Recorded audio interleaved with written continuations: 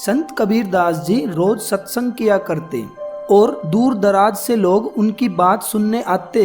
एक दिन सत्संग खत्म होने पर भी एक आदमी बैठा ही रहा। संत कबीर जी ने इसका कारण पूछा तो वह बोला, मुझे आपसे कुछ पूछना है।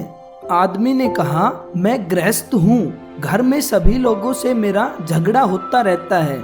मैं जानना चाहता हूँ कि मेरे यहाँ गृह क्लेश क्यों होता है और वह कैसे दूर हो सकता है। कबीर जी थोड़ी देर चुप रहे, फिर उन्होंने अपनी पत्नी से कहा, जरा लालटेन जलाकर लाओ।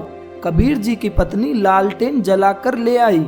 वह आदमी भौंचकता रह गया, सोचने लगा इतनी दोपहर में कबीर जी ने लालटेन क्यों मंगाई। फिर कबीर जी थोड़ी देर बाद फिर बोले, कुछ मीठा दे जाना।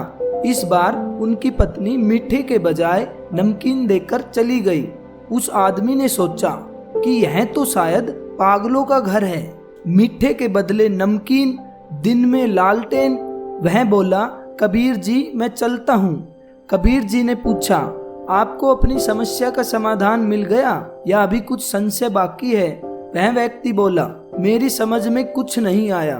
कबीर जी ने कहा, जैसे मैंने लालटेन मंगवाई तो मेरी घरवाली यह कह सकती थी कि तुम क्या सटिया गए हो, इतनी दोपहर में लालटेन की क्या जरूरत। लेकिन नहीं, उसने सोचा कि जरूर किसी काम के लिए लालटेन मंगवाई होगी। फिर मैंने मीठा मंगवाया तो नमकीन देकर चली गई। हो सकता है घर में कोई मीठी वस्तु न हो। यह सोचकर मैं चुप रहा। इसमें तकरार क्या? आपसी विश्वास बढ़ाने और तकरार में न फंसने से ही विषम परिस्थिति अपने आप दूर हो जाती है। उस आदमी को हैरानी हुई। वह समझ गया कि कबीर जी ने यह सब मुझे बताने के लिए किया था। कबीर जी ने फिर कहा, गृहस्थी में आपसी विश्वास से ही तालमेल बनता है। आदमी से गलती हो तो औरत संभाल ले और औरत से कोई गलती हो जाए तो पति उसे नजरअंदाज कर दे। यही गृहस्थी का मूल मंत्र है।